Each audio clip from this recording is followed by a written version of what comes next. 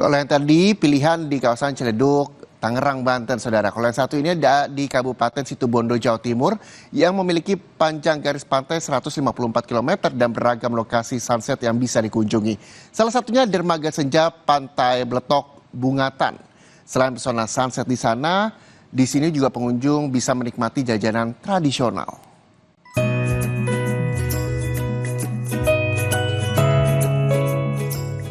Indahnya pesona senja terlihat di dermaga Pantai Bletok Bungatan, Situbondo, Jawa Timur.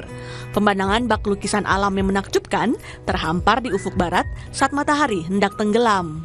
Pemandangan sunset ini pun dengan mudah ditemui saat cuaca cerah dan ramai dikunjungi warga.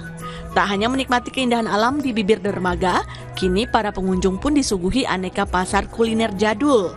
Mulai makanan tradisional desa lokal Patemon Bungatan hingga aneka bubur kuno yang mulai sulit ditemukan. Seperti tajin sora, tajin palapa, bubur atau jenang, hingga apen lopis khas Situbondo. Pengunjung pun hanya merogoh kocek dengan harga terjangkau, mulai harga Rp1.000 hingga Rp5.000. Saya makan apen khas dari Bungatan sini dah. Apen itu memang makanan tradisional sini yang terkenal dengan khasnya lembut, terbuat dari tepung beras. Dan saya sekarang makan di Pantai Bletok yang bernuansa pantai, tapi pantai yang menyajikan senja yang sangat indah. Sementara pemerintah Kabupaten Situbondo akan terus menggerakkan potensi wisata pantai dengan memfasilitasi tempat bagi para pelaku UMKM berjualan, seperti menggelar pasar senja Bungatan. Ini untuk menggerakkan potensi lokal kita, UMKM, ya, terutama di mikrobisnis kuliner, lah rupanya gitu.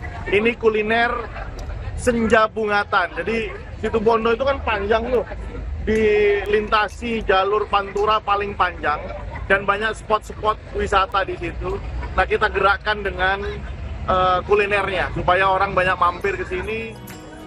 Selain menikmati aneka kuliner jajanan tradisional, pengunjung sudah bisa melihat pesona senja Pantai Bletok Bungatan sejak pukul 3:30 sore hingga matahari terbenam.